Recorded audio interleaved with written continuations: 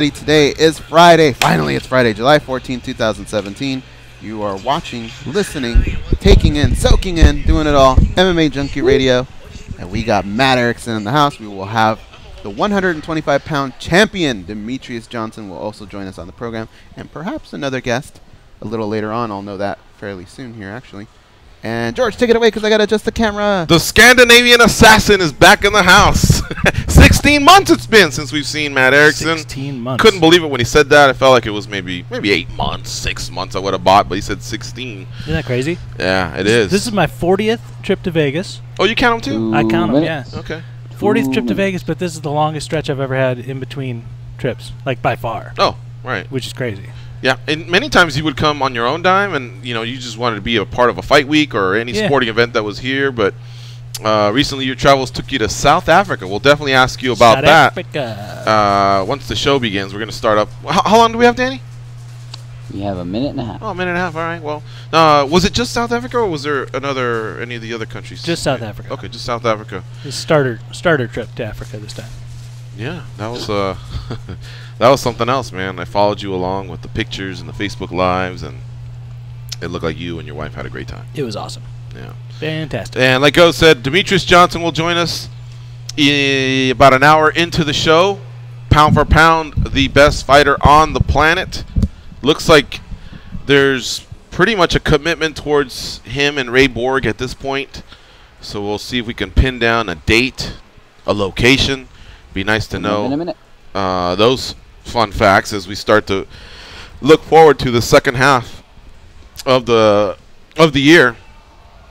It's now July 14th, and we got the big UFC 214 fight card coming up in Anaheim with Jones and Cormier. We have Mayweather and McGregor, which is hybrid. I mean, well, I guess it's an MMA guy, boxing, keeping it real here. But still, who isn't going to tune into that one at this point? Those guys have done a great job of hyping it up. And then, of course, there'll be a return of Conor McGregor at some point, I believe, in 2017. Tyron Woodley, Damian Maia. So a lot of the champs are going to put their straps on the line. Cody Garbrandt, Cyborg Santos going for that belt in the UFC against Tanya Evinger. So lots of great stuff. All right, we're going to start the show in 5 seconds. See you in a couple.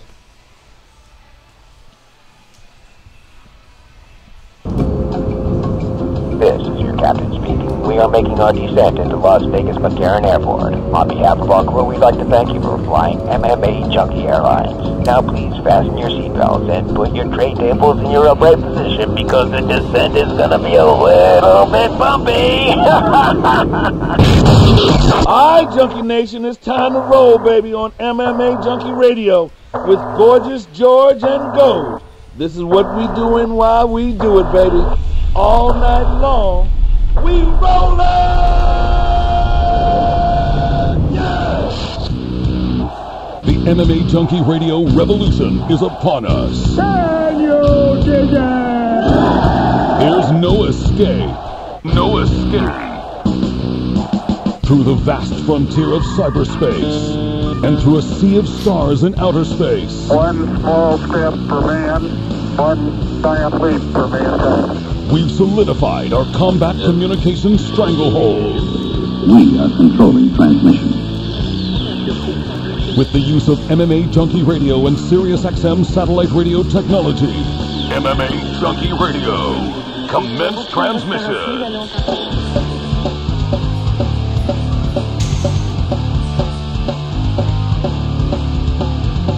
Live from MMAjunkie Radio HQ in the fight capital of the world, Las Vegas, Nevada. Here are your hosts, Gorgeous George and Goes. From the fight capital of the world, inside the beautiful Mandalay Bay Racing Sportsbook, you are listening to the MMAjunkie Radio Show, the only show that matters. I'm your host, Gorgeous George. With me, as always, is the devious and dastardly Goes, our co-host, back east, handling all the producing duties. It's going to be Danny, of course, and sitting to my right, the Scandinavian assassin is back, folks. It's Matt Erickson, our assistant editor-in-chief here at MMAjunkie.com and USA Today Sports. What's up, Matt? What's up, boys? How you doing? I'm doing great. I didn't realize how much I missed hanging out with you guys. Yeah? It's been fun the last couple days. It has. It has, Get to do a lot of stuff and couple meals, 16 some months drinks. since I've been out here. Pranks. And like I didn't Pranks. Yeah, we did some pranks. I didn't really miss Vegas. You know what I mean? Like, I've been here often enough that I didn't like, oh man, I really want to go look at the Bellagio fountains. I don't miss that kind of stuff, but I miss hanging out with you guys. Thank you. We missed you too. Don't wait another 16 months to come back. I do have I know a you're a request, football though. connoisseur, and football season's coming up. Yeah. You know, and that can parlay into a couple of the shows that the UFC does here. Well, hell, the Contender Series is every Tuesday going forward. But regardless, you know that I'll be back. That spot's always open if you want it. You know it. What were you saying? Well, I have a request. I don't know if this is possible, but the next time you come, can there be some pork slaw and some brisket? We'll do it. Or can you pack that type of stuff? Will it taste different by the time it gets here? Yeah, that wouldn't work out very good. But do you make your own barbecue sauce? I do. I make a Dr. Pepper, homemade Dr. Pepper barbecue sauce. For real? It's awesome. Wow. It's really good. But you know what we'll do? We'll just, like, anybody who wants it, we'll just get everybody to chip in and just basically, we'll just buy a smoker here, and then you guys would have to keep it afterwards. I'm not going to take another smoker home on the plane. But I would do that. All right. That would be fun. Consider us in. Next gathering, we'll do that. I'm down with that. Where do you guys want to start? I feel like McGregor and Mayweather is being shoved down everyone's throat, but at the same time, everywhere I look, they all want to talk about it. Everybody wants to consume anything that has to do with them. We're not even at Fight Talk yet. It's just this world tour that they're on, where they've had 2 stops since we last broadcasted to you. So we were here on Wednesday to talk about Tuesday in LA, but we weren't here yesterday to talk about Wednesday in Toronto, and we are here now to talk about that event and also the one that took place yesterday in Brooklyn. So quick thoughts on the last couple stops, guys? Matt, you go first. Well, you're right. I mean, it is being shoved down everybody's throat, and the crazy thing, so like a little behind the scenes of what we have to do at the website, I'm looking at things we need to get done today, and I'm going, we have like 6 or 7 pieces of video content from yesterday in Scotland for the Sunday card that we weren't able to touch yesterday because all we did was worry about McGregor and Mayweather. Which isn't to say we don't care about that, but it is to say that, we have to prioritize what people are looking at and what they want to see right this second, and that's just kind of the nature of the beast. So my job today is to crank through these 6 or 7 pieces of Scotland content so that we don't forget about them and so it doesn't get buried. But guess what's happening in an hour? Yeah, another one. The London McGregor because of the 8-hour time difference. Crazy. It's like we're Foot Locker. The new Jordans come in. I mean, obviously we have to put them at the front of the store, right? I mean, it's what people want, and it's what people are reading and watching. So more is coming your way, and at the same time, we will have you covered in terms of the event in Scotland and in Thackerville, Oklahoma. It'll be there. We're not going to let you down, but this really has been big news. Goes, what do you think of those last 2 stops? Well, I just saw the highlights of the last one. I was not impressed at all. It just seemed kind of chaotic. It kind of seemed a little lame. I'll go with that. Brooklyn. However, Brooklyn. But Toronto was off the chain. Yes. I think that's what they were hoping for. That was their big moment. That was a great one. If you're going to score it, I guess I've been hearing a lot of Mayweather, the first one. However, I've heard a couple people say Conor. That was more of a close one. Second one was just he got pasted by Conor. Yeah, using scores from that we're familiar with. 10-9 10-8 Mayweather on Tuesday in LA. 10-8 Mayweather. I scored it as well. A 10-9 Mayweather in LA. No, Conor in Toronto. In Toronto. Yeah, Conor comes back with the win, and he really smashed him. Okay. So we'll give him a 10-8. And yesterday in Brooklyn, how'd you score that one? Well, I was out getting a cheeseburger, but from what I hear, a lot of people, I haven't heard anybody say Conor won. Everybody I've heard. I say watched Floyd it won. too, and I believe Floyd got him. Well, where he's hitting them hard. Late. It's a no contest. That's true. Come on, man. Well, but it did occur. But here's the thing. So much that I was sitting here, Matt, and probably about an hour in, I maybe past an hour because I thought, okay, at the hour mark, I expect this. But I think at an hour and 15, I just go, I'm good, man. I mean, I'll watch it later on replay, but come on. They got to do something here, guys, it's just a press conference. I get the late arrival, blah, blah, blah. But, starting 2 hours late. I heard they had microphone problems, but I'm watching MMA Junkie on the YouTube page that we have, and it sounded pretty clear to me, so I actually watched it and graded it and scored it. And I would say I think Mayweather got that one 10-9. And again, it's not that there's a curve or anything, but we're really expecting a lot from McGregor. And it's not like he was poor. I mean, he had some pretty good zingers in there. Yet again, but I still think Mayweather bounced back. And I'm watching not just like who the comedic value of who has the better jokes or anything like that, but just kind of who's winning the momentum. Now, I'm not paying too much attention to the crowd because it's pro Conor everywhere. It's 95% Conor everywhere. Why Mayweather continues with hard work?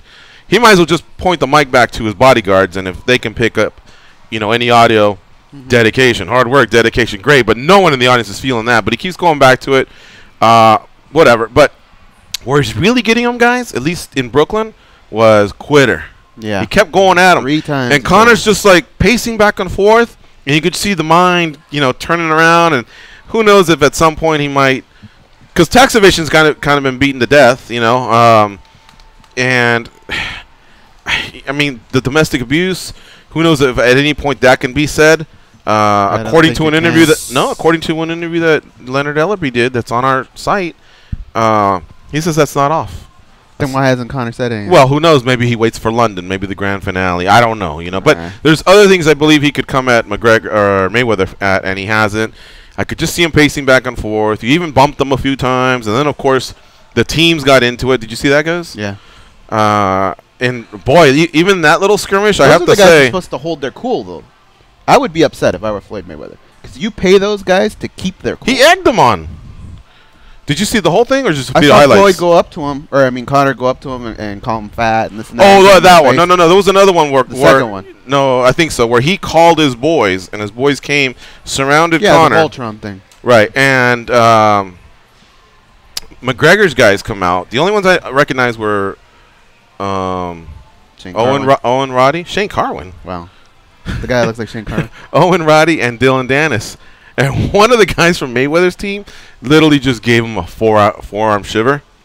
And Dennis went back a few steps.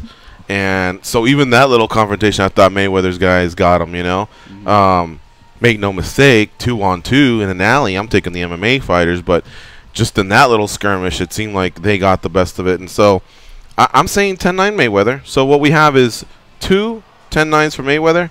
And then he also was the recipient of an 8. So he's got 28 going into this 4th round. Conor McGregor has 2 9s and a 10, so he's at 28. So we kind of have a draw. And again, I said if Mayweather can come back slightly beaten or it being a draw, he wins. Because I really thought this guy was going to shred him so much that Mayweather might be shook. And Mayweather doesn't look shook to me at all. Come the boxing match, I mean, I don't know.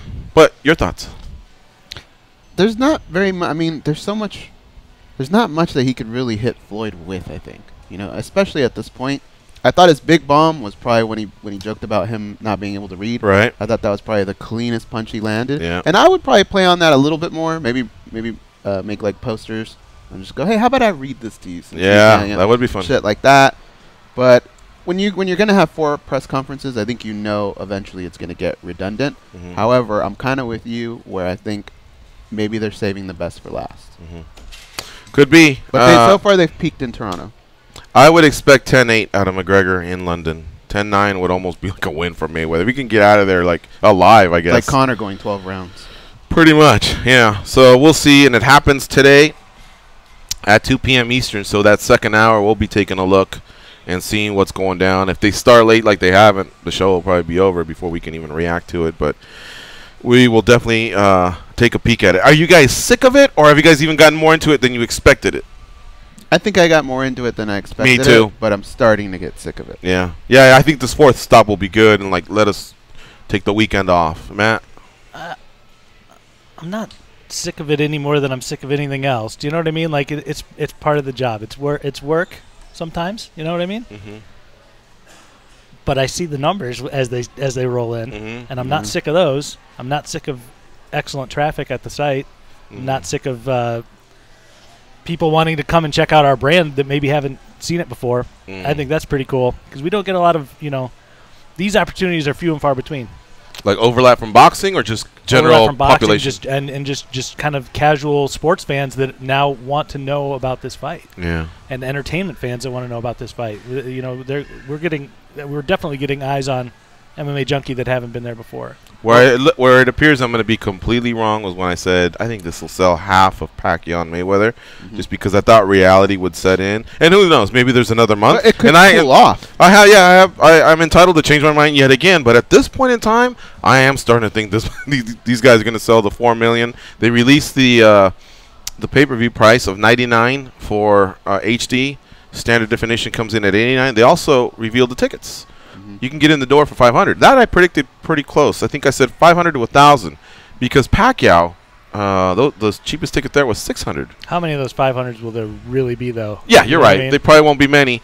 But top row, one circle around the arena. That's it. Could be single one seat. One row in front of that's probably $750. You know what I mean? Yeah, but there was rumors that they were starting at $2,800, and I thought, nah, come on, man. They are gonna have $500. I did see $750 and $1,000, and that goes up there all the way to $10,000. Ringside. I almost said cage side, but ringside. So it's all out there. It's going to be quite the event. The gate will be huge. The pay-per-views will be huge. I predicted maybe half of that because I really thought reality would set in. But no, man. I mean, if this many people just want to see them talk, then I imagine come fight night they're going to want to see the result. What they want to see is probably not the beautiful art of the sweet science, because either this guy lands the big left and just smashes the other guy, and people hit their long shot parlays, and that's it. Mayweather gets his first L, or Mayweather destroys McGregor. So we're just really waiting for the result, and for someone to eat crow, and for someone to the bets to be paid off. I just don't see beautiful boxing taking place in any way. Well, let me ask you this. One thing, when we all started this, we said we're not buying it, okay? And I probably think you wouldn't buy it still.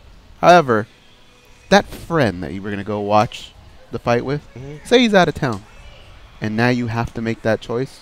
Have they swayed you enough where now you just go, all right, take my money? No, I won't do that. You still won't do it? No, I'd still rather go to Hooters or Buffalo Wild Wings, and even if I just stand in the back, they're full. There's a lot of people. So this is my only way is to watch it or not watch it. Yeah. And I can't go to Justin's house. No. Okay. Now they tell you it'll be available in a couple hours. 5 hours. Yeah, 8 I'll hours. wait. You'll wait. I'll look you in the eye and tell you that's the truth. Matt? I'll wait. If it didn't have, I don't need to watch it live.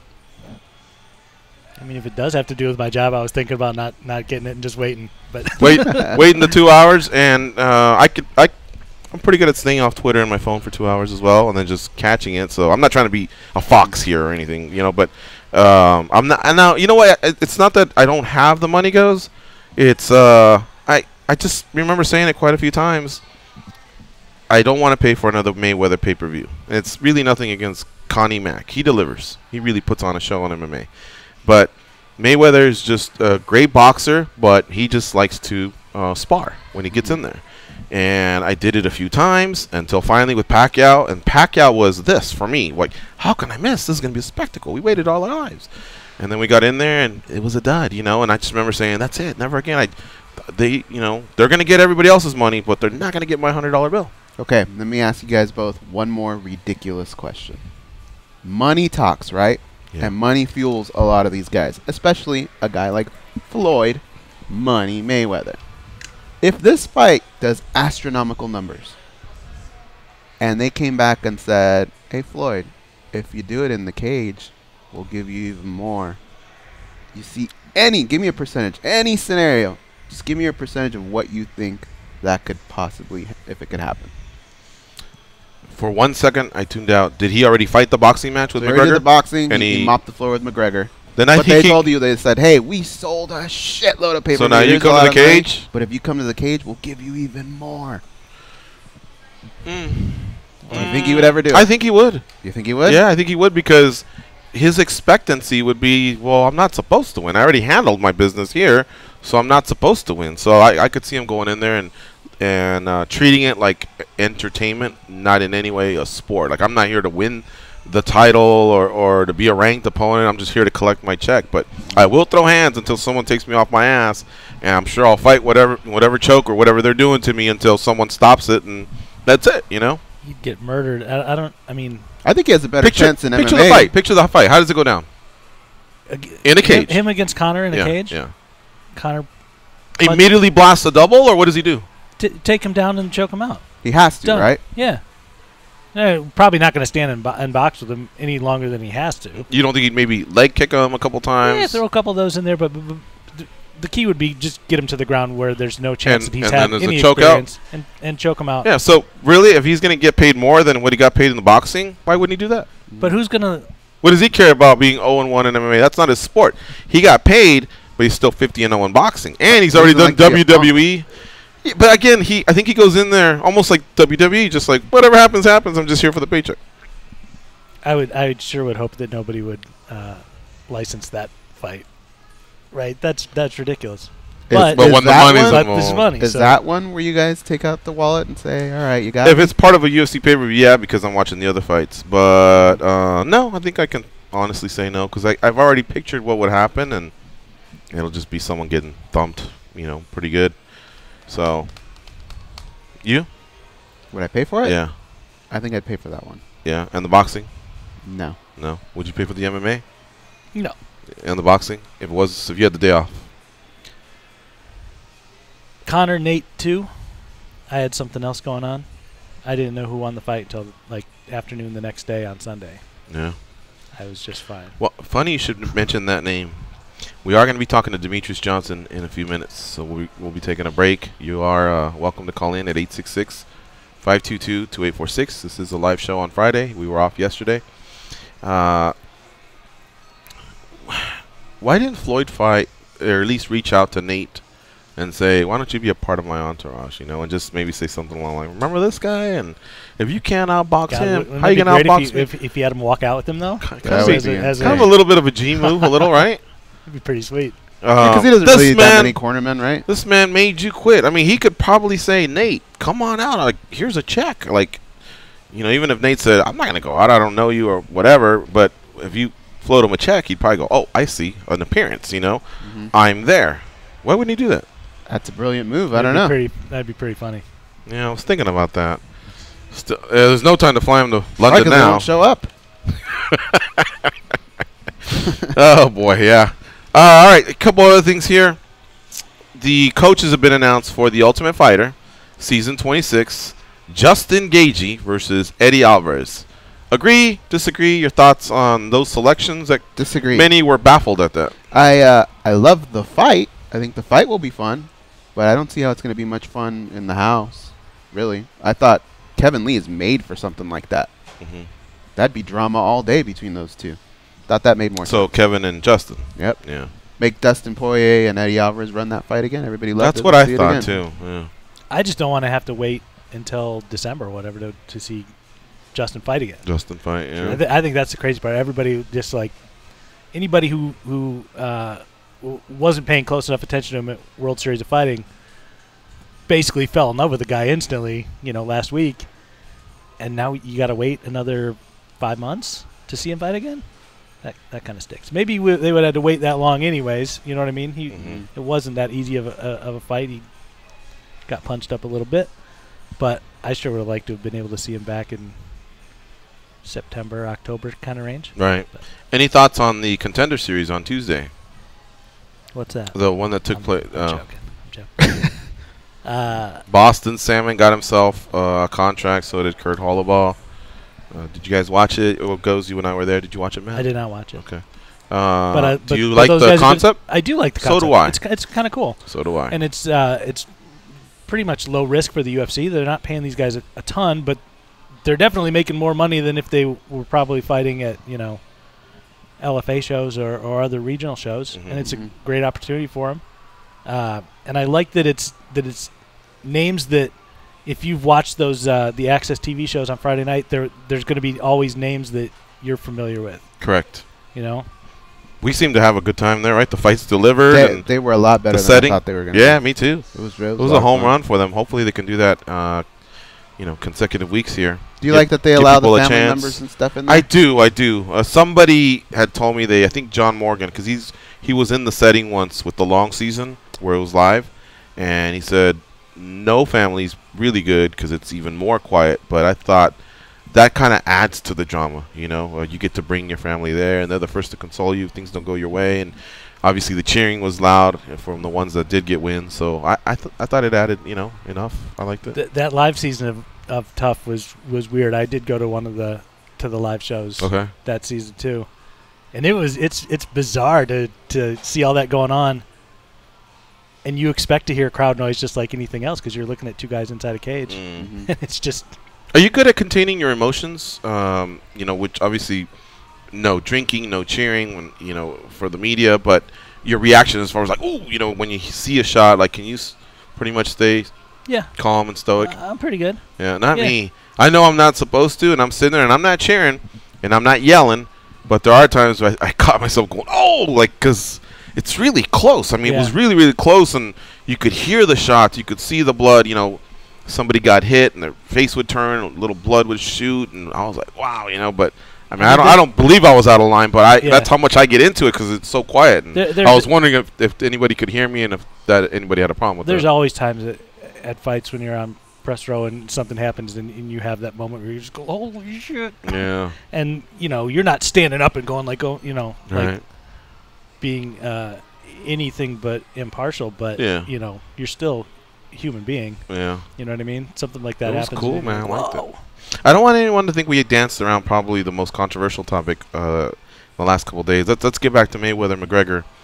The racist label that's been put on McGregor for comments like "dance for me, boy," and then Rocky 3. I'm trying to remember which one was Rocky 3. Was that the one in the celebrity gym? I can't remember if that's the one with the dancing monkeys or not. The first couple times, the one in L.A. where he said "dance for me, boy," he immediately caught himself. I think he said "boy" twice, and then said "son" from then on out. Almost like if something triggered him. Connor's already responded and said one of the most important things I think someone can ever say, and that's, I don't even see color. But of course, he denied that he has any racist fibers within him. But he said, I don't even see color. And also, Floyd early on didn't really take it as it being offensive in any way, and until yesterday. So, catching up there first before I tell you what Floyd said, what are your guys' thoughts on Connor and the way he's behaving? Like, do you believe him when he says, I don't see color, I'm not a racist, or do you think he just doesn't know that he might be, or thoughts? I think he may have said the wrong things, but I don't think that he's racist. In other words, let's just say his intention was to be racist. I don't think he sat back and said, well, what could I say to be racist but not really get it out that much? I think I'll go with this. I don't think he did that. I just think he said the wrong thing. I think we've all done it at some point in our lives, and somebody corrects you and tells you that's the wrong thing to say. And what do? You make the adjustment. You never say it again. You apologize. Right. I think you told a story. I know you've had an incident. I've probably said something stupid in my past too. But the thing going forward is you don't do it again, right? And I think he was kind of trudging that line again where somebody needs to pull him aside and say, stop doing that. Yes. For this kind of money and with the kind of people that he's got behind him, at some point somebody's got to go, dude, don't say that. It's 2017. Let's be a little bit smart about this, whether there's intent behind it or not, and I don't believe that there really is. And neither do I. The monkeys thing, he's used that for lots of other things. In the scrum yesterday in New York, backstage, he was talking about steroid monkeys. Juice monkeys, yeah. Juice monkeys, that's what, juice monkeys. So I don't think that there's necessarily intent behind that, but again, 2017, man. Like, people are hypersensitive about this stuff, and for really good reason, because there was a giant portion of American history where people were not sensitive about it, and it has caused a lot of issues. So I think you just got to be smarter about it. But I don't think that he's truly racist. Here's one of the comments Floyd said towards Conor. He said, quote, Conor McGregor, you can't disrespect black women. You can't disrespect black people, period. We've been through a lot. End quote. I haven't followed up on, other than watching the press conferences, the stuff behind the scenes, I've only caught one, and that's when Floyd Sr. interrupted Conor in L.A. But I haven't done the catch-up to see, like, what everyone else is saying. I mean, it's a lot, man, honestly. There's like an hour of Schaub and Morrow and Pauly, and I think Brian Custer also had a couple spots in there as well. So between that, the actual waiting time, the actual, we're busy over here doing our stuff. So the follow-ups, I haven't seen much. So that's the one quote that's there. I don't know if there's anything else attributed to Floyd, but you think it just dies out, or what's next here? Well, I think we got to see what happens in another 30 minutes. Like, if you know what I mean, like if he's careful with what he says today, he's going to be riled up today. Conor is. Mm-hmm. He's back on his home continent. It's going to be a very, very, very pro Conor crowd in London. You know what I mean? So hopefully he doesn't have any slip-ups today.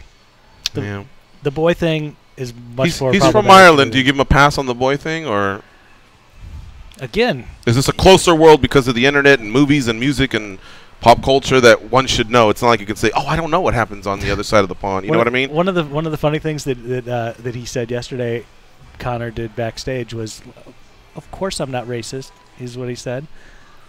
I walk out to rap all the time. it's like me saying, "What are you talking about?" Like, I have, like, look at my playlist. Right. Like, I used to listen to Run DMC I wear a when Magic in Johnson. 1984. Yeah. How could I possibly be racist? I love Chinese food. You know what I mean? Like, it's like I'll take, and I'm not putting this on Conor, but that's like, I'll take things racist people say for 200, please, Alex. Like, oh, of course I'm not racist. I listen to rap music. Come on, it made me laugh. And again, I don't think there was that true intent behind him saying "Dance for Me, Boy." But it's 2017, man. You got to know better. His best bet is to limit the media. Whatever questions are there, if he has a prepared statement, say it, and then really get through this fight and maybe just educate himself a little bit. Adi and the team should work with him and just say, listen, let's examine this, because in the end, as he continues to grow as an athlete, as a brand, there will be people that will distance themselves from him if he continues down this path of trudging that line. Rick from Alaska's on hold? Yes. Let's talk to him. Good. What's up, Rick? Hey, guys. How's it going? Good, I'm not going to touch that subject with that. I'm not going to touch that subject at all. With a 25-centimeter pole? You guys remember that one? Yeah, with no pole. I'm just staying away from that completely. I've been watching this shit show just as long as everybody else, and I've been loving it. Yesterday was pretty deflating.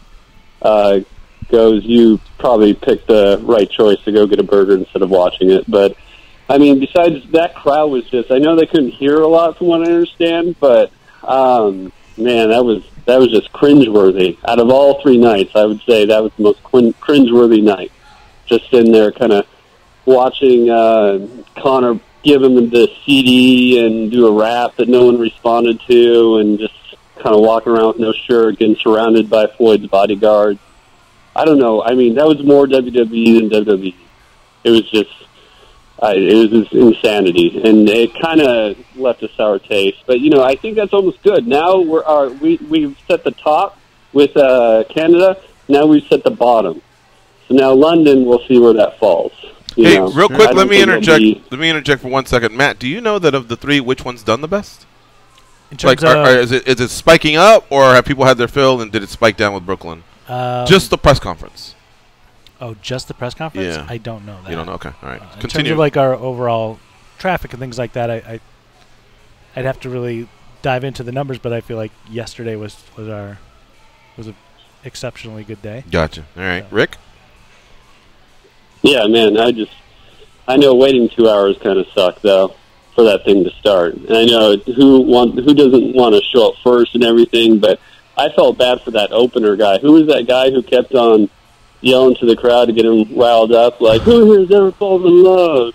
Who here has ever been to a barbecue? Who here is a carbon life form? It was just like, oh my God. I don't know much about hip-hop, so I didn't know who this guy was, but I was like, this guy, what bet did he lose? Like, who put him? They're like, hey, it'll be really fun. Just go out there, please. And then he sees what they set him up for. That was bad. Yeah, that was uncomfortable. But anyways, there's only one left, thank God. Yeah, thank God. And then I hear there's some fights this weekend, a bunch of them in Scotland. And make the note that it's Sunday, folks. The fights happen on Sunday, if I'm not mistaken, noon Eastern, 9 a.m. Pacific. Check rumors tab on MMA Junkie, and of course I'll get you the info before the show's over. But it is a Sunday affair, not a Saturday affair, and it's a Sunday day affair. So don't wait for the fights at night. Also, there's a Bellator fight card tonight in Thackerville, Oklahoma. John Morgan's on the scene. Nice. Well, we'll be watching that, trying to cleanse our palate from this shit show. Thanks, man. I'll talk to you guys soon. All right, see ya. All right, folks, we're going to take a break here. You're listening to MMA Junkie Radio on Sirius XM, Rush 93. When we come back, we'll be talking to Demetrius Johnson, UFC flyweight world champion and pound for pound, the #1 fighter on the USA Today Sports MMA Junkie rankings. Stay close.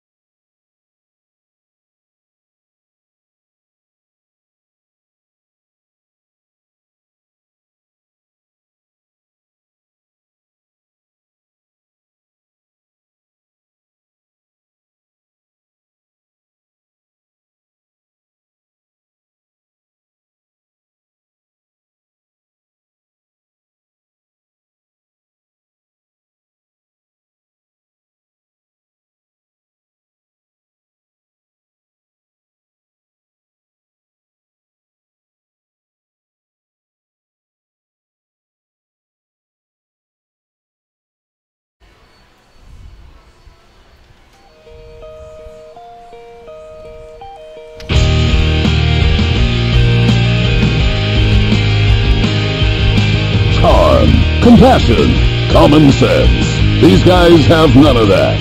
You listen to them, so you're no better. I am awesome, though. They are Gorgeous George and Goes. NBA free agency is underway.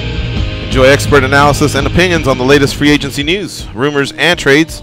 All off-season on NBA Radio, Sirius 207, XM86, and listen anytime with the Sirius XM app. Smashing Pumpkins there. Great choice by Matt Erickson.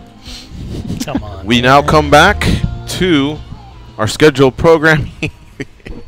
No, Matt's not feeling that at all, right? No, he's not. Are you paying him back for something or what? Well, last night he had mentioned it, so I thought it'd be funny to do. This is a great troll job, and I approve of it as a troll job. It's fantastic. We'll get into that afterwards, but Matt Erickson does not like the Smashing Pumpkins. I used to, but we can talk about that later. Demetrius Johnson's going to be joining us here. How many? I mean, this guy's got many titles, of course. Husband and father, most importantly. World champion, pound for pound, #1 ranked fighter at USA Today Sports and MMA Junkie. But the latest is best fighter at the 2017 ESPY Awards. Nice. Congratulations, Demetrius Johnson, and welcome back to MMA Junkie Radio. Champ, how you doing? I'm doing good. Just, doing the father things that you can hear and just start time. All right. Well, congratulations on that ESPY, man. Huge for you, and, of course, huge for the sport of mixed martial arts. Yeah, it's an honor to get it, and I thank you guys for acknowledging it. And, it came a little bit of shock that I got it, but, all the fans voted, and I truly appreciate it.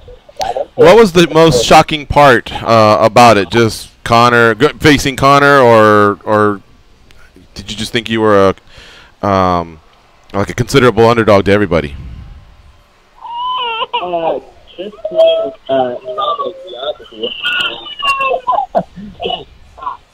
to be honest with you, that's always a shock itself. So.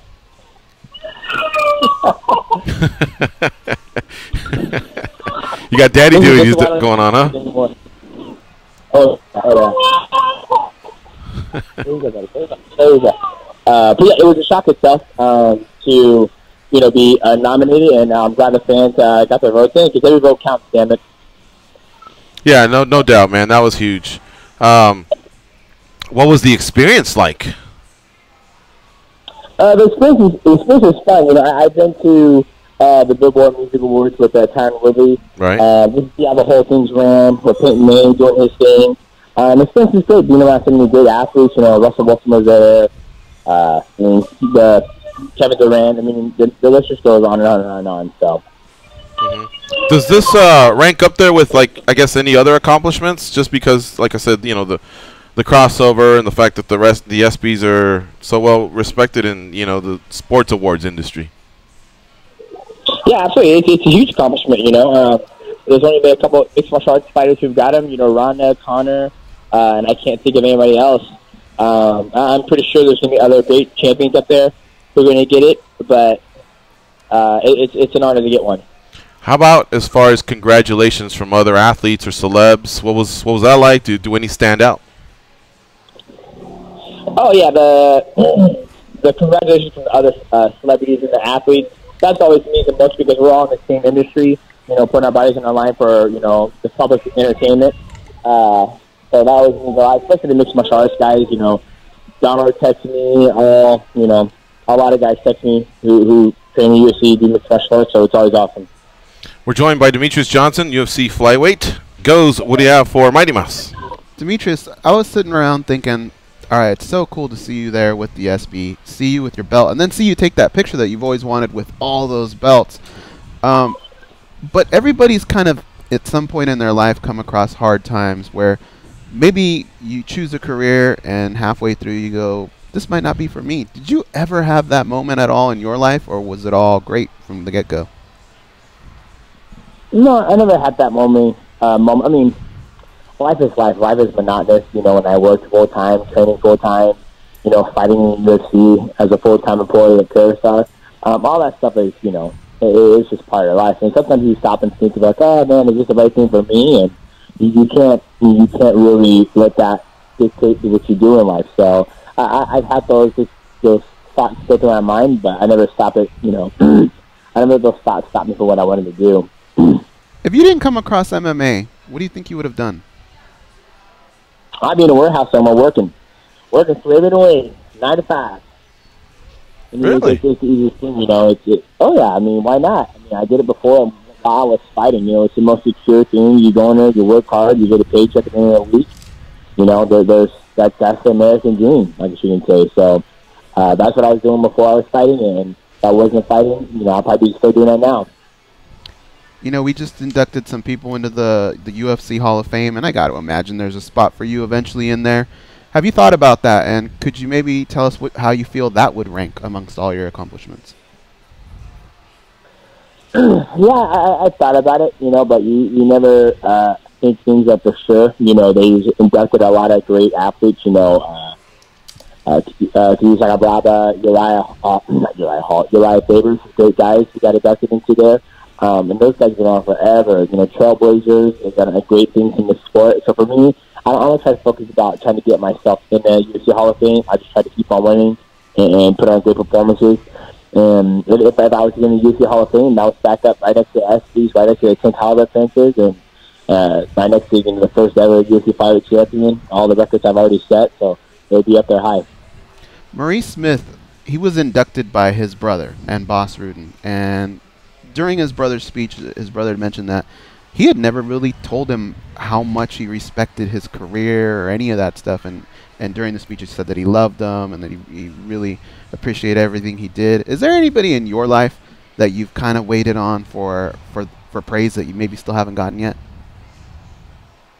No, not at all. I don't you know, sit on and wait for praises from people. You know, I just sit around and just do me, you know.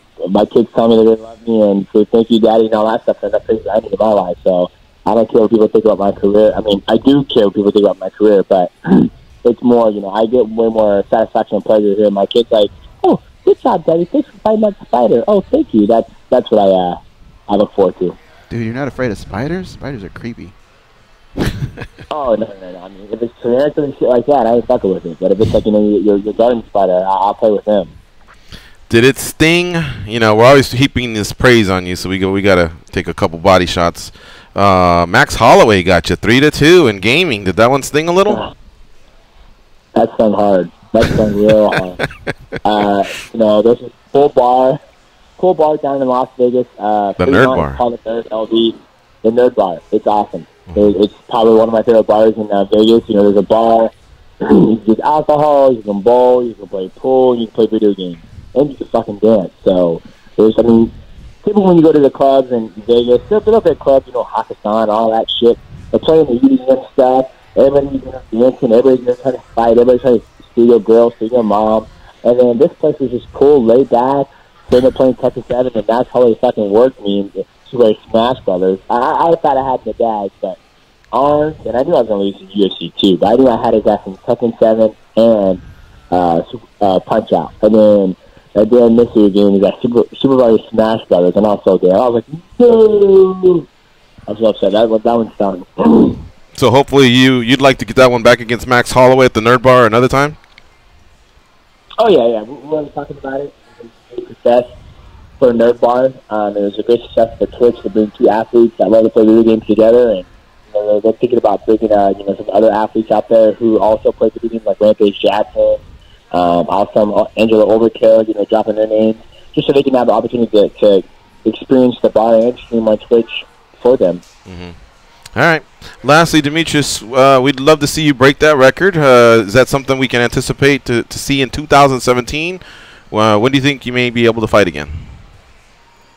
Yeah, right now, I'm sure you guys know, I just signed with Makikawa, first-round management. One of the things that was going on in my career was that, you know, Matt was in all my management and training at the same time. So that's a lot of things that Matt has to juggle, with being a father, running the gym, and the one FC stuff. So we decided it was time to bring somebody in to focus just purely on negotiating with the UFC. And, you know, me and Malky met back in 2012 when I won the belt in Toronto, the UFC 152, and he's always kind of looked at my career, and we've always, you know, passed each other by and stuff. So we figured it was time to make the team even stronger and bring on Makikawa. There's a lot of people out there that says, "Oh, Demetrius Johnson breaks up with that." Like, no. We're bringing on Makikawa to make the team stronger. That way, you know, the negotiations go a lot smoother. And right now, Makikawa is, you know, working close with the UFC to figure out what is the perfect date for us to land on. As you guys know, well, you guys I don't know, but I broke my hand my last fight against Wilson Hayes. Weird because I didn't feel anything, and the next thing you know, when I go back to the gym, you know, 3 weeks later to start training, like my hand just started hurting extremely painful. And I'm like, what the fuck? And then I got an X-ray, had an MRI, and they're like, yeah, dude, you broke your hand. It seems like it already healed, but you have a lot of inflammation and fluid in your bone and bone bruises, so that usually takes longer to heal than the actual fracture itself. So I got stem cells last week during the International Fight Week, and now Maki's hand. So right now I'm just doing what Dr. Davidson told me to do, which is sit here and heal. Let my body heal, my hand heal, that I can give a full training camp. I would go out there and break that record, in 2017. Okay, cool. So it sounds like maybe late 2017 we can see you back in the octagon. Yeah, absolutely. All right. You know, that's what I'm looking forward to. Good news. Like Daniel Strauss from Bellator, he took like a year to cover from a hand injury. So I know there's different degrees of the hand injury. So you're obviously not on the most extreme side. That's good news. One last thing here. Is Malky negotiating a new contract or just the bout agreement towards your next title shot? Malky's just doing what he does best, and that's just looking out for his clients, you know. When we brought Malky on board and made him part of the mighty team, we said, do what you do. Tyron Woodley advised me to sign with Makikawa, and I've been knowing Tyron Woodley forever. He talks about how things go down for him, and Makikawa has stayed by John Jones and all his employees. Granted, if John Jones got in trouble, I don't see him leaving. I don't see him as that type of guy. I don't know yet, but Maki seems like a great guy, and he's doing his thing. We've already met with the UFC once, and we're going to probably meet with Dana White here coming up shortly after this time with the World Tour with the Mayweather Tour. So things are good. Not complaining. I'm very happy, and like I said, man, I'm just, when Maki says, he goes, dude, why are you in such a rush? Just relax. It's always weird because as a fighter, you speak about, let's fight as soon as possible, spit it. But, when it comes to Matt and Malky, they work good together, and they're like, dude, you're about to break the most prestigious record in mixed martial arts in UFC history, and just take your time, make sure your body's 100%, and then they know what happens. Don't worry about it. When timer is right. I listened to Floyd Mayweather. Mayweather was giving him so much shit about how come he took so long to fight Pacquiao, and he goes, because the timing wasn't right. It wasn't right. I would have fought him when you guys want me to fight him. I might have been, 1 million buys.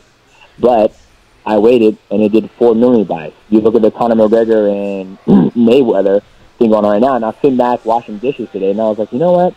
I feel like this is such a magnitude moment for Conor McGregor right now that if he came back to mixed martial arts, I don't think anything's going to top him fighting Mayweather. I just don't feel it. I just don't know if it will. Mm-hmm. But then I'm like, maybe he should have waited till he was actually going to be done fighting. Fight could be defend the belt 2 more times, then go fight Mayweather. But then there's a part of me where it's like, well, if he would have done that, maybe Mayweather would never came out of retirement. Maybe the magnitude wouldn't be big. So it's all about, getting the stars aligned, making sure that it's the right time. And, that's when I thought it was the perfect time to sign with Makikawa. And now it's in his hand. Now me and Matt can focus on what we do best, is getting me ready to break the record and keep on fighting and winning. Yep, and you got to get that hand 100%. Hey, listen, we have 20 seconds. Can you give me a prediction of how Mayweather and McGregor goes down? I always stick on my own, so I'm going for McGregor. If McGregor comes out there and uses his movement, he moves like a mixed martial artist, he would do very, very well. The thing that people understand is that, McGregor is spot Nate Diaz, he spot guys who push the pace. So Mayweather is not a boxer who pushes the pace. If he was fighting Triple G or Canelo Alvarez, I'll be a little bit worried, but Mayweather slows the pace down. Mm-hmm. Then again, I haven't followed Mayweather's career my whole entire life, so maybe he's going to come out there and put the steam on McGregor, which will play perfectly in McGregor's favor because McGregor's good about... The one thing you don't understand is that McGregor understands distance. Yeah. And there's lots of fighters in the world. If you don't understand distance, you're not a great fighter. All right. Distance makes him a great fighter. So. All right, my man. Thank you for that, and thank you for doing the catch-up with us. Enjoy your weekend, champ. We'll talk to you soon. Will do. Say bye, Karen. See you later, buddy. All right, guys. All right, later. We'll be right back, folks.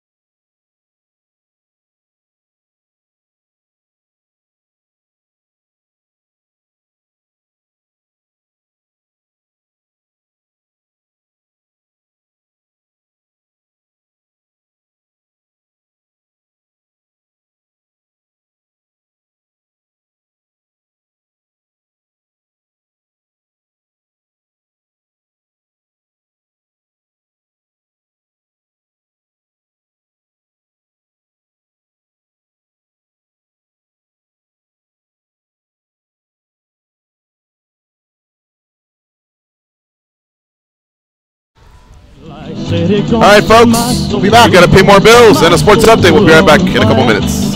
Got a whole lot of money that's ready to burn, so get those stakes up higher.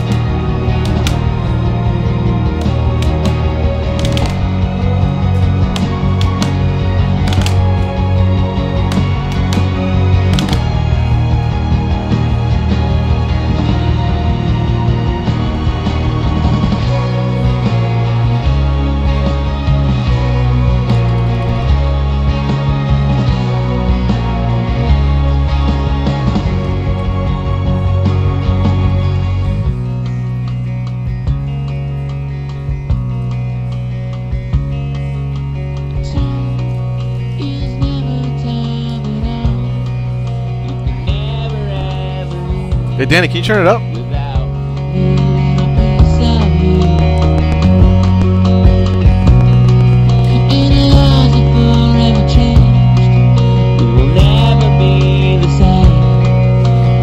This next hour is dedicated to Matt Erickson.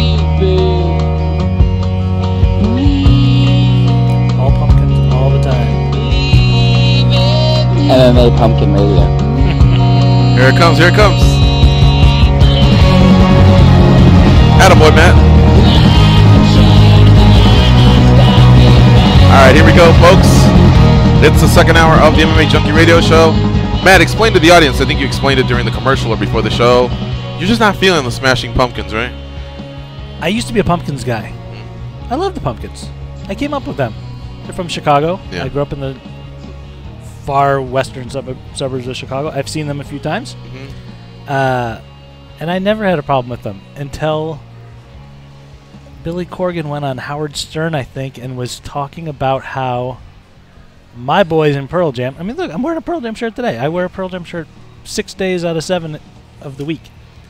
And he said, basically, look, Pearl Jam didn't really have the hits in the 90s, of those 90s, like, big alt-rock bands. Their music was derivative, and it was kind of like a Pumpkins and Nirvana thing, basically, is what he was saying. And Pearl Jam's music was derivative, and they didn't really have the hits. And I'm going, they sold, like, 90 million records. Like, what have you done for me lately, Billy Corgan? You know what I mean? And I just kind of felt like he was just kind of a little bit whiny and a little bit douchey, and came off as a little bit jealous, I guess. You know what I mean? And it drove me nuts. And it's just, and then I was like, that's it, I'm done. So now anytime they come on. But at one point you thought they produced good music. I still like all that stuff we've been playing. There's still songs that I love. You know what I mean? You know, we'll have Tony Ferguson on the show, and then I'll turn to Goes and say, man, he gives a great interview. Plus he's from Cali. We root for him. Then Kevin Lee becomes part of our life in that he lives in Vegas. He wanted to be on the show, and he starts asking if we want to co-host more frequently, and he does. I like them both. And of course, now they've said stuff about each other, but I guess I try and just back off and realize that's a business. One guy's promoting himself, you know, saying what he's going to do to the other guy, and vice versa. But it doesn't mean that separately I don't appreciate both of them. I appreciate their music. I like some of their music. It's not like I went out and burned all my Smashing Pumpkin CDs or took them off my iTunes. But when I'm flipping through XM Radio in the car and they come on, you know, Lithium on the Lithium channel. Look how I plugged the other channels. That was very nice. Isn't that good? Give me your top 5 channels on Sirius XM. Oh, Pearl Jam Radio. Wait, I want to hear the end of the spot. If I come across them, that's it. We move on. And really? Carrie still loves them. She's like, well, no, like 1979's on. Leave that on. I'm like, no. We're moving over to Classic Rewind or Classic Vinyl. We're not staying on the when you're driving, you control? That's the rule? I let her do it sometimes. So she does keep it on? Yeah, you know. Will the beef ever end? Like, is there any, would they have to say, hey, we were wrong? Or, like, after 10 years, do you let it go? Or is this to the end? Well, it's probably to the end. I mean, I'm not going to go, like, pay money to go see him now at this point. Damn. Yeah. Like, you know. What if they opened for Pearl Jam? That will never happen. No? They toured together. They did a tour together, opening for, I can't remember who they opened for. But they've been on the same bill together way, way, way back in the day. Who opened for who? Oh, you said you don't remember? Yeah, it was like 1991 or something. They've been on the same bill together. But interesting. But his question is, what if? Yeah. I asked you more. I asked you stuff that involved Gatorade dunking bosses yesterday, and you were answering those. So I'm sure you can answer this one. If the Pumpkins open for Pearl Jam, yes, I would. You would go? I would obviously be there, yeah. I thought you might, like, grab a hot dog and drink a beer and just have some earplugs in and wait for the vibrate. No, okay, they're done, and then race down. I'd be there because if nothing else, I'd want to say, look how much worse they've gotten since back in the day, like since the last time I saw them was probably 95, so it's been a long time. But I did used to love them. All right. Yeah, I like their music because they're unique. Like, no one really sounds like them, I guess. And it starts with his voice, but I wasn't the biggest fan, and then made it part of a junkie gathering, if I'm not mistaken, right? We went. About that. Well, and was I here for that one? And, no. And I was like, I'm not going? I had even thought maybe he didn't come because of that. Because of that. So we went, and they came out with their hits first, which I think all bands should do. That was a punch in the mouth, huh? Oh, dude, 4 straight good ones. Everybody was into it, and then they gave us some of the newer stuff, and then finished with classics. But where is that? At the Heart? Joint. Yeah. I know a lot of bands, they want to push the new album, this, that, whatever, but I just think there's a balance, and yeah, anyway. I'm not the biggest music dude anyway. Demetrius Johnson on the show there. I guess the broken hand just, regardless of who he was going to fight, he has to get past that first, and then eventually sort it out. It doesn't sound like to me like he would have made an August 20. What was the date they gave him? The 19th, I think. I think there was going to be a pay-per-view in Seattle, and they wanted him to headline. And you guys have all heard the other drama, but it doesn't sound like to me he would have made it there. Malkikawa now, his new agent. I did try to ask him, is it a new contract? Like, I don't think he's a free agent, that's for sure, but I think a lot of fighters are starting to realize, well, if I'm a fight or two away, then I may have some leverage here and look for a bigger payday. And it looks like that's what he's doing. Or, I was trying to specify, are they just negotiating this one bout agreement, the particulars of where it's going to happen, this, that, whatever. The winners on Tuesday were Boston Salmon. He's going to join us on the show next week. We've seen him rise through the ranks of Tough Enough, RFA, even Bad Beat in California, and finally he got his chance. And what a performance, huh? That counter striking and how hard he throws every single strike. That was a great fight, folks. If you have the UFC Fight Pass and you missed the fights on Tuesday, go back and check it out. There's some great KOs, and that third fight was amazing. I really loved it. His opponent was tough. Then afterwards, I went outside and I ate one of the best burgers of all time. Really? That was a great burger. You liked it that much? Yeah, it was great. I thought that was good. Yeah. It was awesome, man. Fuku burger, right? You said? Is that what it's called? Some truck, man. They call them so Fuku. As in like F-U-K-U? You sure it's Fuku? Fuck you? That sounds to me like it's a fuck you burger right there. Well, everybody was calling it Fuku, and nobody was. This is a food truck? A Vegas food truck? Sweet. Well, I think they have a spot now, too, but they were famous for their food truck. I got scared when you said Fuku, and I go, yeah. I thought he was going to say, you did hear that it's ostrich meat. I thought you were going to spring something on me. I've had an ostrich burger. Have you? Yeah. In South Africa? In London, actually. Okay. How was it? It was good. It was a little bit gamey, but it was good. Yeah. Was it delicious? It wasn't delicious, but I mean. Are you saying good to justify what you paid for it, or was it? I didn't pay a lot for it. Probably $5. Yeah. At Borough Market in London, they have all kinds of different little food vendors, and it's a famous outdoor market in London. They just had that crazy one of those terrorist attacks there a few months ago. But yeah, you can get an ostrich burger, or alligator burger, or alligator, more a little bit more crazy game. Do you like bison? I do like bison, but I had alligator in Africa. Crocodile I've had before. You get or not alligator in sorry, I'm reversing them. Alligator in New Orleans. You can get gator all the time in Florida and like Louisiana. Crocodile is what I had in Africa. That's just bad karma, Matt. It's crazy, and it really did. Honest to God, it tastes like chicken. I know that's the easiest way to get out of it. What did it taste like? He's had it. Yeah. I've had alligator. I haven't had crocodile though. I mean, it's obviously a lot harder to get crocodile here, just because that's salt water versus fresh water. African version, but I don't think there are crocodiles in no North America, are there? No. Yeah. But I mean, I'm there. I gotta try it. I gotta try it. So. Do you know what makes the crocodile more dangerous than the alligator? Is it the both pressure jaws of the both of jaws the bite, contract versus the alligator doesn't. Crazy. The alligator's just the top, right? It is, yeah. The bottom doesn't move, but the crocodile, both of them. That's why you'll see a lot of we've seen it on a Native American reservation where they'll wrestle alligators, right? And then part of it is the finale, which if you YouTube, it's pretty easy. But you'll see them kind of ride the alligator. Picture he's taking his back, and then he'll use the alligator's chompers, and they'll pit themselves underneath his chin as he's kind of riding him on top, and then he'll extend his hands. But the reason is he has no strength, because the top jaw is is compressed by the down, chest, yeah. and then the other side has no pressure. So then afterwards, we asked the gentleman named Wayne, "Hey Wayne, would you ever wrestle?" Oh, by the way, he had dislocated his arm because from the tail. So tail swung around and hit him in the eye. That's what he said. He said it always goes out. Wow. And then we asked him, "Was that an alligator, sir, or a crocodile?" He said it was an alligator. And what was the size? He goes 6 feet. He goes, "I'll go 8." He goes, "But after that, I try not to." And would you ever wrestle a crocodile? He goes, "Hell." He kind of went like, "Hell no."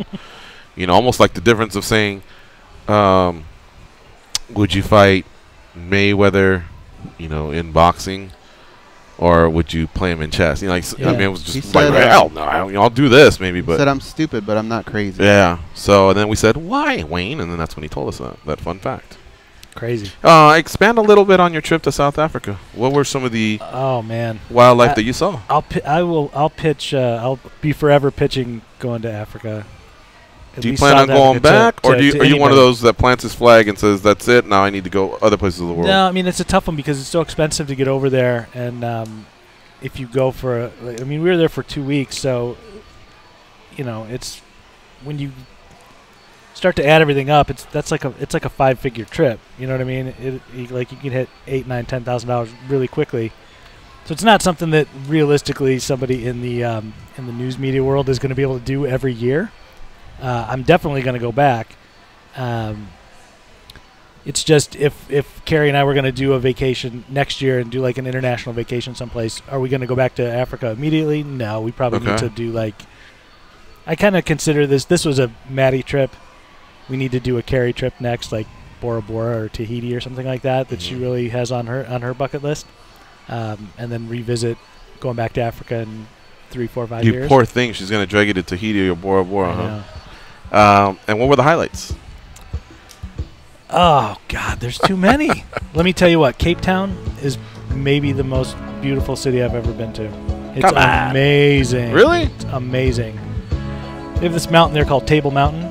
You will have seen it in pictures all over the place. But Table Mountain and the mountain ranges that extend from it. When you go up to the top of Table Mountain, you're looking down at the city, out to the ocean and the bay, and the City Bowl is down there. There's a big soccer stadium down there, but just the panoramic view of everything from the top of this mountain, you're sitting there going, this is not something that's real. Like, I'm looking at a painting right now. And I felt like that in most places that we went. It just didn't feel like it was real, like it was actually happening. Are you a tough guy, or does it ever move you, like, where you feel a teardrop go down your cheek? No, I'm a big pansy. Yeah? Yeah. All right. 100%. It's good then. But this was a trip that I've wanted to do. The first time I saw Raiders of the Lost Ark, I wanted to go to Africa because of the scenes in Marrakesh in Morocco. Right. Then when I knew that Morocco was in Africa, so I wanted to go to Morocco because I'm a big Indiana Jones guy. So that I'm like 7, 8 years old wanting to eventually go to Africa. Would you have laughed when you got off the plane, instead of seeing like the King of Morocco, you saw Stephen? Like that? Stephen Morocco? I would have been devastated. On a billboard? Yeah. Then in 1986, I was a big Saturday Night Live guy, even though I didn't understand most of the jokes when I'm 10, 11 years old. And Paul Simon was on Saturday Night Live as a musical guest with a group called Ladysmith Black Mambazo from Africa. And they did this song called Diamonds on the Soles of Her Shoes. I was fascinated by this. And maybe a year went by, and You Can Call Me Al by Paul Simon came out, and it was a huge hit on MTV. Chevy Chase was in the video. I loved the song. I got the album Graceland, and that's when I rediscovered what the album Graceland was all about, and it was Paul Simon making music with these groups from Africa. So here I'm like 11, 12 years old, and now I really want to go to Africa. Maybe 7 years later, I saw The Lion King, and even though it's animated, right? It is? That opening segment, I'm like, Jesus, there's a reason I'm supposed to be there. And so I've had 30 plus years of thinking there's a reason I'm supposed to go to Africa. I need to be there. Yeah. I need to see this place. So it was. And there is a difference between the Northern Africa and Southern Africa, obviously. So it's not like you crossed it off by visiting Morocco. Or if you were to go to Egypt, I mean, it's completely different. I mean, next time we go back, I want to be able to go to like Tanzania or Botswana, Mozambique, some of these other countries. Maybe go with Justin Wren. Where does he live? He goes to the Congo, I think. Oh my God, yeah. I mean, there's things that I'm looking at now, just reading up on. You can go over and you still pay to go over, but instead of going over and then just kind of doing the tourist things like we did.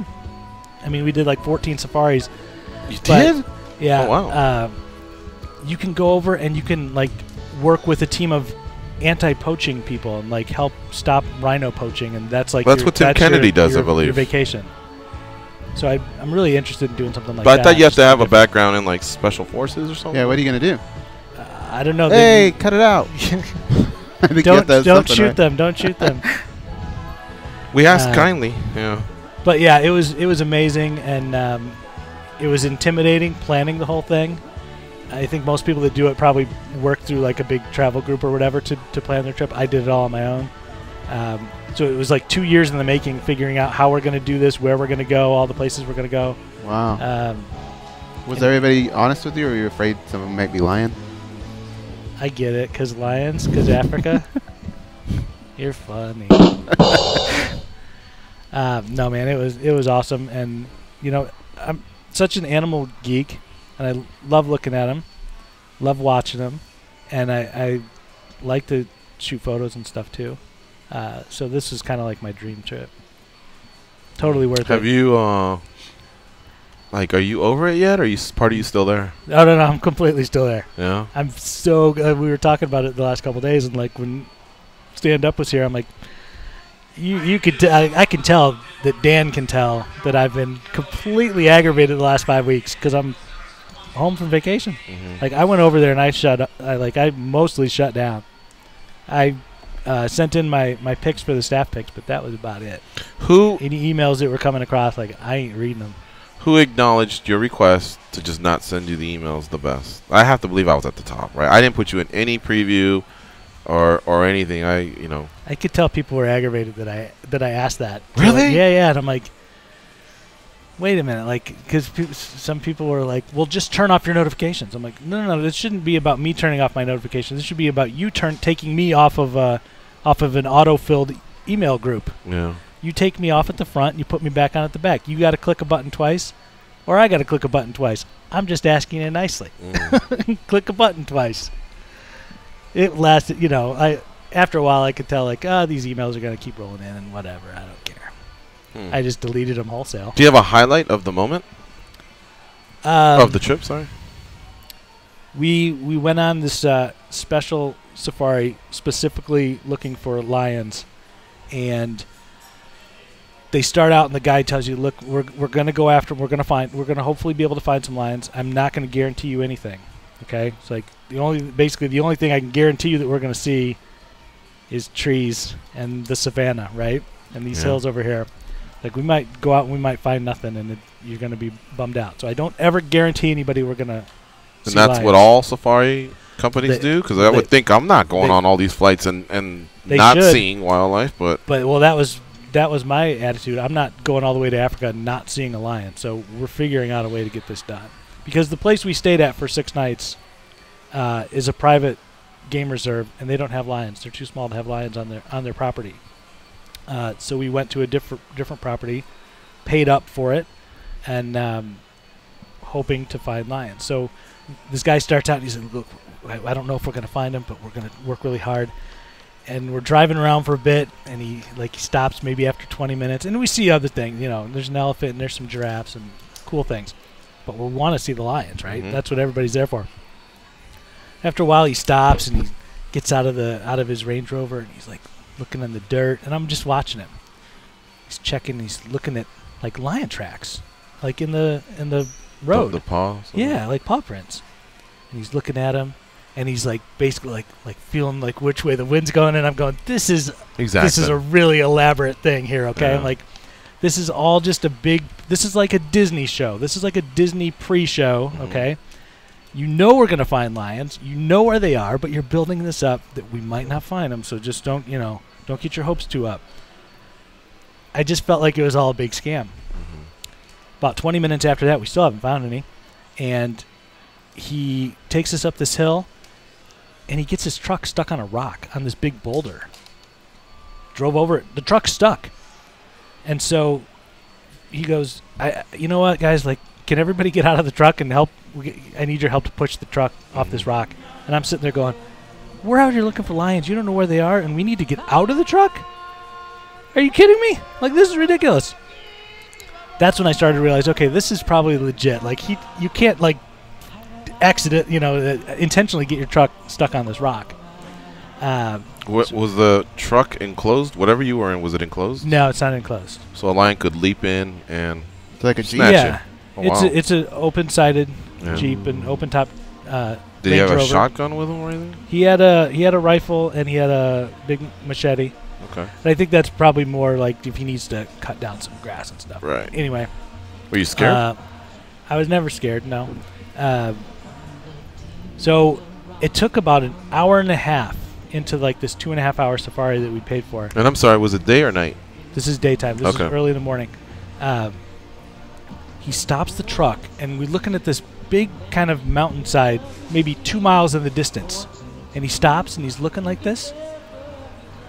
And he gets his binoculars out, and he turns around and he goes, we got him. And I'm looking at him going, where and how did you possibly see them? And he says, guys, I look at this mountain every day. There's just a slight discoloration that wasn't there yesterday, and that's the lions. So there's probably 5 lions. He could tell, he could see this tiny little speck of tan and brown that he didn't notice there the day before. And then we get in the car and we drive it in the truck. We drive the 2 miles, and there we are. There's the lions.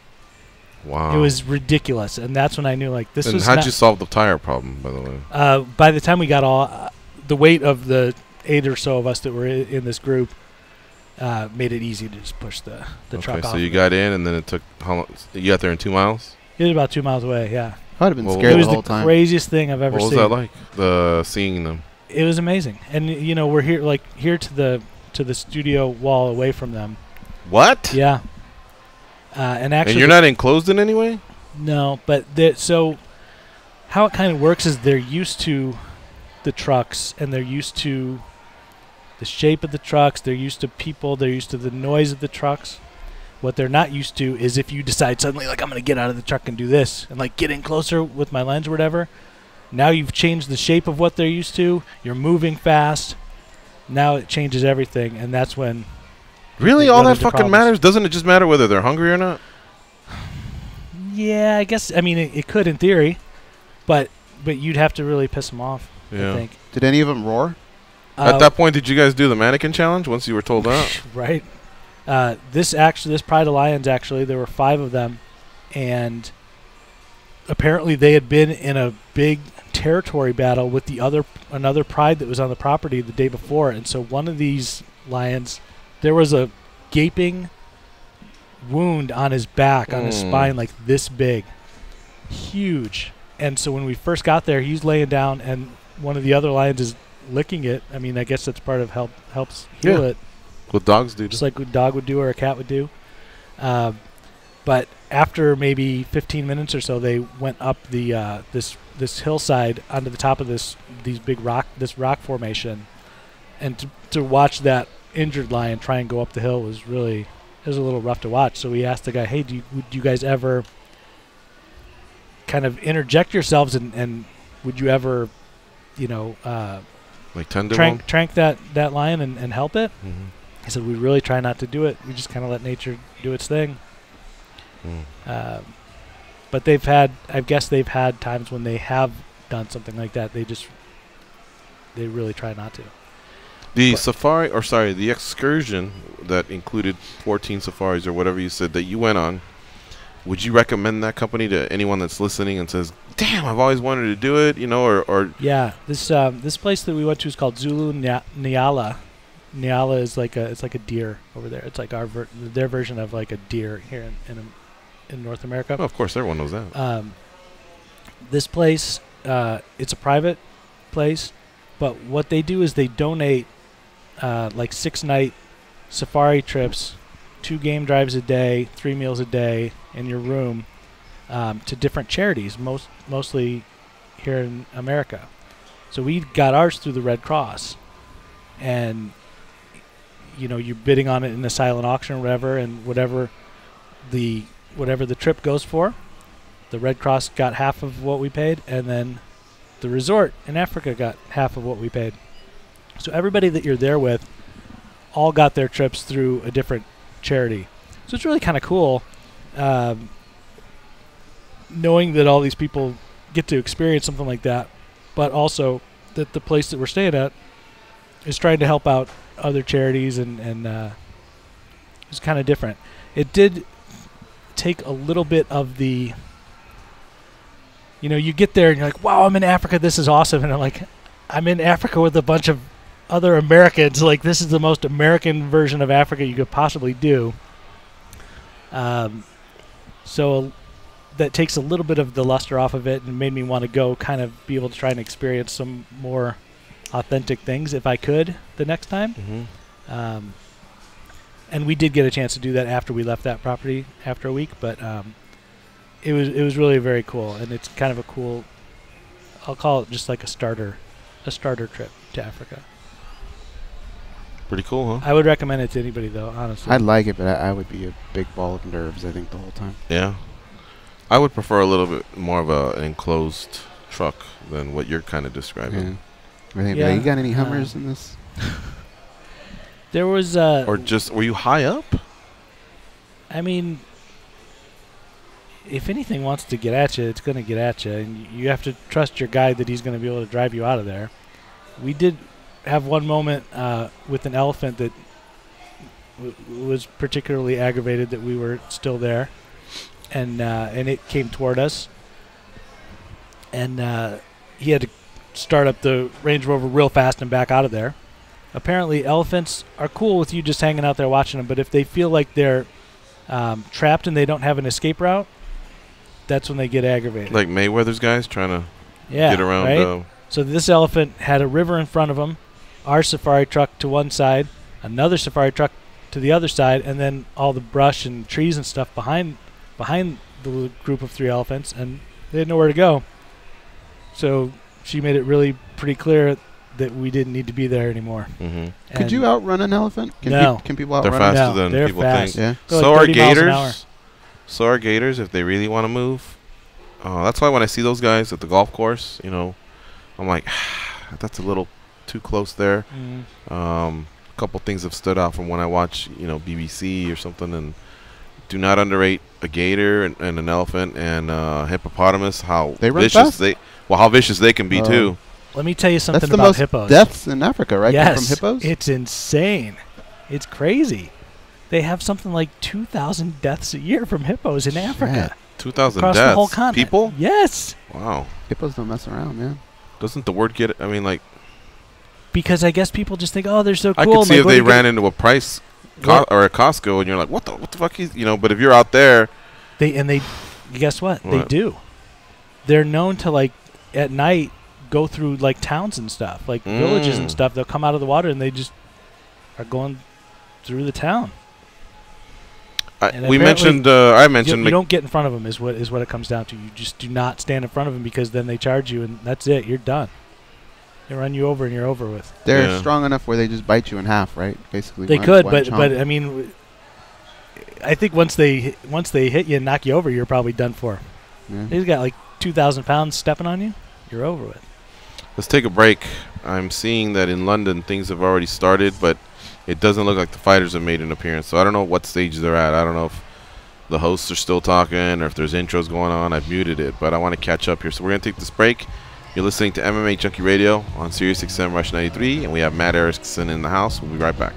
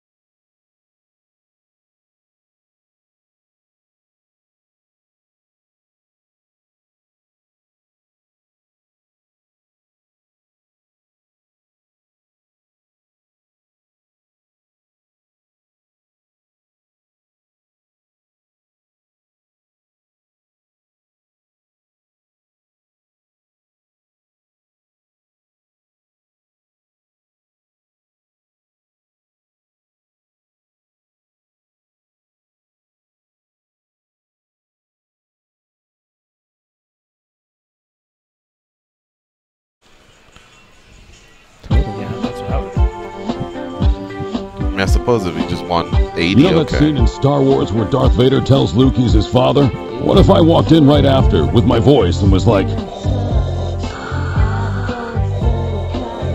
I'm your Uncle Walter. Can I get a lift home? That'd be crazy, right? Anyway, here George and goes. Some of the top players in fantasy football are in Dallas for the National Fantasy Football Convention, and SiriusXM Fantasy Sports Radio is there. Hear interviews with the players that you'll be drafting this season, plus expert advice to help you win your fantasy football league. Coverage begins tomorrow at noon Eastern on Sirius 210 XM87 and on the SiriusXM app. Also, quick plug for the MMA Junkie Radio Show. We're on the SiriusXM app. You can catch it commercial-free and in HD quality, and it goes up rather quickly right after our show's there, so check it out. Goes MMA History Today. What do we got?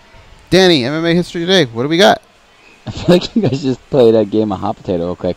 All right, so July 14th, 2001. Anybody want to take a guess? 16 years ago today. That sounds like Couture, Liddell, or Tito. None of them. Matt Hughes. Nope. What happened? 16 UFC? years ago. Yes. One of the greatest heavyweights of all time, Frank Mir, broke made his professional MMA debut, defeating Jerome Smith by unanimous decision. Well, much respect to Frank Mir, future UFC Hall of Famer, who, by the way, through these last 2 weeks, I don't know if we mentioned it, but got his release from the UFC. So I'm sure we'll see him possibly fight in another promotion, possibly in another country. Oops, I didn't take the volume down here. And he only had about 6 months to ride out that suspension. So I guess the opportunities are lucrative for him. Because I always thought somebody that's, I guess, that entrenched in the UFC history, is a local, and I believe has had a great relationship with them, would just stay. But, hey, I'm sure he knows best. So thank you for that, Danny. And follow them on Twitter at MMA History Today. Thank you for sharing that, fellas. We really appreciate you. Also, let's really get this. Oh, no. Dean from Georgia. And then we got to talk UFC Hall of Fame. What's up, Dean? Gentlemen, how's it going? Good, how are you? Matt, welcome to the studio. Thanks, buddy. How you doing? Good. So I got a couple of questions. You know, and I had back in 08 throughout 09, about 9 months, I was in Africa, but I was in the Horn of Africa by Djibouti. I was able to go see some of those countries, Mombasa, Uganda. So I was able to get to explore. It's a beautiful country, but it's odd with Africa because, like, the rich is filthy rich and the poor is dirt poor. I find it that there's very, very little middle class. It was very unique. If you ever have the time, look up the word Khat, K-H-A-T, in the Esquire. Basically, the president's wife was the queen drug lord of this basically a herbal plant that was like a drug that would basically mess up the whole country. Crazy. So it's a pretty good article. When you were in Uganda, did you run into Kamala at all? No, I didn't. Okay. But no, Djibouti is the hottest sustained temperature in the world. It's crazy. It's what is it? People, you go to work at like 4 in the morning to avoid the heat. You go back to work. You go home at like 9 o'clock to avoid the heat. Where is Djibouti? It's in the Horn of Africa towards, it's about like 600 miles from Somalia. It's by Yemen and stuff. Oh, wow. Okay. The very, very top northeast. Did you just cross the border, or were you all up in Djibouti? Funny. So, a couple of questions I'll take off the air. I want to know Uncle Matt's favorite Frito-Lay. We haven't had a big breakdown of Frito-Lays in a while, but his favorite that he's ever tasted. I was kind of shocked this morning. I'm listening to my second favorite podcast, The Road Show, and I hear John Morgan talking about he's drinking a cold beverage with a fellow junkie employee, and he said Jason Ford, and I'm like, holy shit. There goes the neighborhood. I thought you hired Jason Ford, but I realized there was someone else. I was about to say congratulations to him, but then he told me it wasn't him, so then I just told him to go fuck his you-know-what. So we're not hiring any fluffers, so that Jason Ford wouldn't be welcome on the team. By the way, both Jason Fords. Oh, have they? Yeah. Okay. Yeah, we have part of our sales team is another Jason Ford. And I'll take this question off the air with MMA. I noticed that I know they had a brief article on it. Is with the Barao and the Sterling fight, are they is more commissions gonna take on that mentality because Barao didn't make weight, now they're gonna make him take a catch weight for like their next fight for a safety, kind of like safety precautions, or is this kind of just a California thing? And I'll take that off the air. Thanks, I Steve. have the feeling that it'll be a California thing for a while. Yeah. Yeah, I mean, early weigh-ins still, I believe, have caught on in most places. I think some states will resist if the visit is made. Even most of the 2017 rules aren't applied in some of the major states as well, or any of the worldwide sanctioning bodies. So it will take some time. I think they're watching and observing, and I don't think nothing bad came of it. You know, so I think they handled it great. They checked in with the 6 fighters that are featured in world title bouts as well about 2 weeks ago. They did that via, I think, Skype, and said everybody's progressing nicely, and that includes Cyborg, and it includes Daniel Cormier, who, of course, with the help of Vital, made weight in his last at his last weigh-in. So they'll just learn, you know, and hopefully apply, because I think it's a great thing, honestly, and I think it's a great thing for the athlete, and it still kind of counts towards Sterling's 35 resume per se. If he gets past Barao, I think it helps him continue the climb of 35. I don't think the UFC says, well, technically that wasn't a bantamweight bout, therefore, you know, you didn't gain any traction within the division. So, yeah, best for him, and then at the same time, best for Barao going forward. But I think Barao may have the opportunity to prove California wrong, maybe. Maybe he will come in at 35. I doubt he would, but maybe to prove a point. Who knows? But that's the only state doing it, so I highly doubt that'll happen. And Dean, to answer your question on the Lay's chip flavors, original classic Lay's is my favorite chip in the whole world. Just the plain, regular, classic Lay's.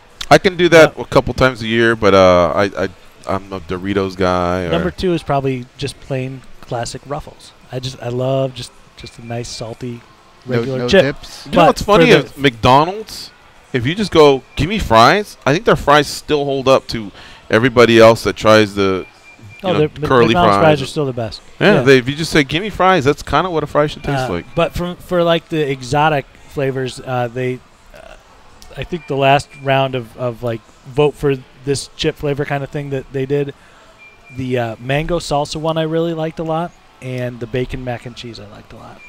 What do you hate? Dill pickle. No, chips. Oh, yeah, dill pickle chips. No, but I like the salt big and boys, vinegar. I guess. God, I don't hate anything. Look at how I'm built. I love all chips. Well, like George doesn't like Cheetos. There's not one that you wouldn't find me probably ever buying Cheetos or like. We're just eating them yesterday. I didn't eat those Cheetos. I ate the. Oh, you ate the Sun Harvest chips, Cheddar Sun Chips. Yeah. When was the last time you said, give me some chili Fritos? I've had chili Fritos. Yeah, but when was the last time you had those? It's probably been a while. Yeah. Yeah, me too. They gave us Fritos on the Southwest flight here 2 days ago. Nice. That was a new one. Those are really salty, though. God, really salty. And on a flight, I don't know. Gokhan Saki makes his UFC debut versus Henrique Da Silva in Japan. The MMA Roadshow, like was mentioned by Dean, released its 120th episode. Check that out. The Maymac press conference in London has not happened yet, so I'm sure we'll miss it. We'll probably stick around the studio and watch it if it starts immediately. Otherwise, again, the ship might sail with me, and I'll just catch the highlights later. We have a team out in Scotland, so there'll be plenty of coverage there. We have a writer out in Thackerville, Oklahoma, so we got you covered for UFC in Scotland and Bellator 182. Is that what we're on? Yeah, right, guys? Let's look. 50 Cent also chimed in to Conor McGregor, dissing him in New York. Literally, the guys have been hustling all day and night. Lots of stories there, and a lot of them do revolve around 181. Maymac. So I'm not gonna lie to you, but if you're into it, there's really been some great pieces that are up there. Ronda Rousey made an appearance at the WWE Women's Tournament, and frankly, everything else just you guys will have to get to it on your own, because I want to dedicate. Do we have a break to take? We do. Let's do that. Let's get out of the way, and then we'll come back and close up with the UFC Hall of Fame and our experience on Thursday night of last week. You're listening to MMA Junkie Radio on Sirius XM Rush 93. Matt Erickson in the house.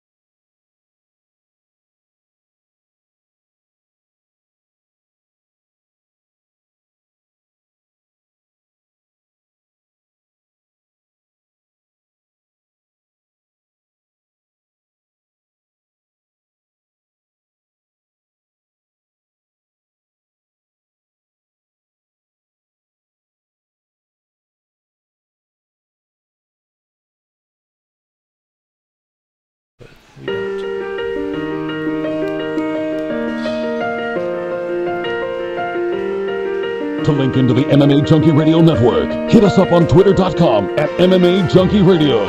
This is MMA Junkie Radio.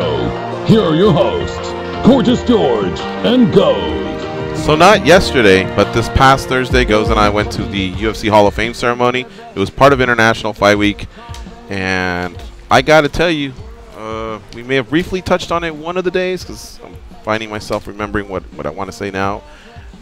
It should be a part of your experience if you come to a future International Fight Week. They've had 3 cards in the past. They did 2 cards this time. But come in a day early and check that out. I think you'll really, really like it. The place they had it at, called the Park Theater, is very nice. It's brand new. And so it looked like what we were witnessing was a prestigious ceremony. And that's exactly what it is. And unfortunately, what happens in MMA is when somebody tries to make a movement, an effort to compile, or put together, I guess, a show of some sort, like the award show, some people like to clown first rather than support. And it's unfortunate, because, again, they've only done this a few years for the Hall of Fame show. The sport's 23 years old, but the Hall of Fame is not. But either way, like, I just loved how they had the podium, and John Anik, the host, came out, and he had some great words to say about the night's events and who they were inducting, and the lighting, the crowd. The crowd, once they brought everybody in a little bit closer, because it's a 5,000-seat venue, but it was probably only 2,500 in attendance, 2,000. So the whole top was empty, but the bottom started to fill in. So it was very cool. I loved it, and there was some great speeches.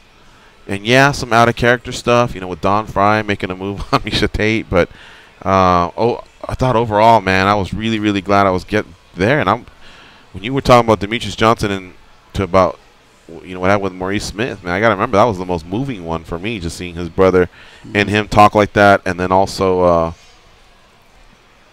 I'm blanking here. Who's the other Maurice Smith? No, who's the other? Boss Rutan. Oh, Boss Rutan, yeah, coming out and saying the things he did. And it was really, really cool, man. It was well done. Now, some speeches could have been a little shorter, and by that I mean the presenters and the inductees themselves. But my rule is, hey, that's your moment. I guess if you're going to take a half hour, I'm sitting here. I'll listen to it, you know. And but, yeah, I tried to stand up and clap for every single one. And I thought it was great. I think it's going to get even better. So, folks, in the future, attend it. If you're a hardcore MMA fan, you'll love it. I love that they took it to a new level. Yeah. I thought the venue, I thought the setup was really nice, but it was just too long, man. Each person that came out to present was about 30 minutes, and each person that came out to receive was almost 30 minutes. You got to chop that in half, I think. And I don't think it was coincidence that people were just like in their moment. Like, I think they told them, you got to be this long, because it was just every single one of them was about the same amount of time.